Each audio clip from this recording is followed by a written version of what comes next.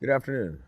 Scott Reitz, primary firearms instructor with International Tactical Training Seminars. And one of the questions that comes up and we discuss in safety briefings on all of our classes is the application of deadly force. And there are certain parameters that must be met until an individual is allowed to legally, morally, and ethically apply deadly force toward another individual. And the question that comes up from time to time among students is, were there ever situations where you, Uncle Scotty, could have applied deadly force, but you didn't? And absolutely. First of all, in SWAT, there are a number of times we've had suspects that were armed that would point at us and we wouldn't return fire. In some cases, suspects would shoot at us, we didn't return fire. We always tried to resolve it with less lethal means, if you will. In my day, I got involved in a lot of foot pursuits, and you're chasing after suspects who were going into their pockets and waistband areas, and they were throwing things such as rock cocaine, heroin bindles. It could be super cools and sherms, which are cigarettes dipped in PCP. Sometimes the vials of PCP themselves, sometimes guns, and chasing after them. And I remember my very first day in SWAT at Metro, down at 4th and Wall, the old second floor of the Central Facility Station. Ron McCarthy, who was a legendary SWAT sergeant, 20 David, saw me, and it was my first day in SWAT. I just made entrance into SWAT, D platoon, and he pinned me up basically against the wall and said, "Don't ever, ever apply deadly force unless it's absolutely necessary and you know 110% that it's the right thing to do, and don't ever dishonor this unit." And I mean, he was dead serious about it. He was a lot more forceful and used some rather, if I remember correctly, some colorful French vernacular to get the point across. But it really made me understand that, yeah, this is a whole new ballgame. This isn't where you just shoot because you think there might be a problem, but you definitely have to know, because you are held to a much, much higher standard in D platoon, and they still are. So have there been times when I could have applied deadly force? Absolutely. I think any police officer who's doing righteous police work in the streets is going to come across situations, scenarios where you might be able to justify it, but at that point in time, justification and absolute necessity are two entirely different eventualities. So yes, many times I could have probably justified it, but I didn't, and I'm glad I didn't, because the times that I have, I've never been sued. It wasn't called into question. All my use of deadly force applications have been well above boards. There have been no repercussions, and I did what was correct at the time, both morally, ethically, and legally.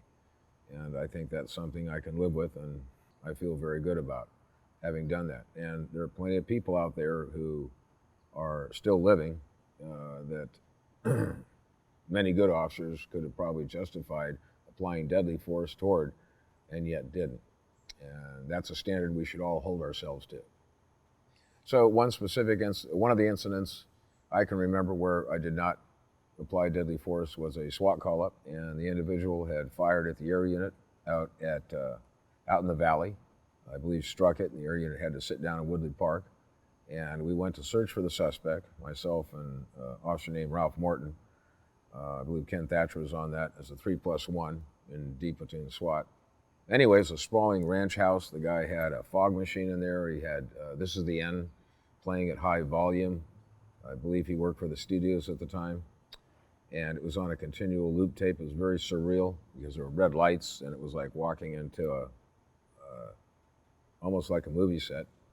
Now, the suspect we observed from the outside was under the flooring, basically it was a raised foundation, so he's on the subfloor ground underneath the house, and we had to go through a trap door, which was located in the kitchen, and it was a sprawling ranch-style house, and we had to go all the way to the back, and we couldn't get in there without taking our body armor off because it was so narrow. So both Ralph, myself, and Morton and I both had 1911s, SL20 Streamlight flashlight at the time, and we went down in and made a very stealth approach. It took us forever to get up to him, and people on the outside had looked in and thought that they saw red and thought he might have killed himself. Well, he didn't. He was very much alive. He's actually sleeping. And on his chest, he had a fully loaded stick magazine Sterling machine gun. And Both Ralph and I went up and we got closer and closer, and now we could see the machine gun just laying on. We could tell he was sleeping, hands on the Sterling machine gun. And had he moved or anything else, obviously, it would have been a bad situation, because we literally had probably about that much area to work in from top to bottom. You had the subflooring and piping and everything else. Anyway, we got up and we're very, very cautious, extremely quiet, and we managed to pry it away. And then once we handcuffed him, though, then the fight was on. And if you've ever been in an altercation or struggle with a suspect and you've only got about 13 inches to work in, it's quite an experience, let me put it that way. But during the time that we're approaching him, there are different motions that this guy would make, even though he was sleeping, and